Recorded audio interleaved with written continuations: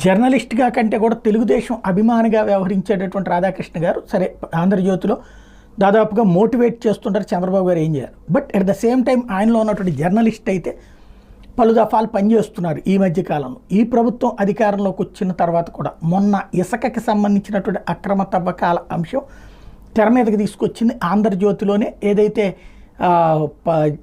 YCP హయాంలో 18,000 అయితే ఇప్పుడు 20,000, అక్కడ లోకల్ లీడర్కి 12,500 వెళ్తేనే అసలు బిల్లు 4,500 కావాల్సి ఉంటాయి అన్నటువంటిది ఆంధ్రజ్యోతినే రాసుకొచ్చింది.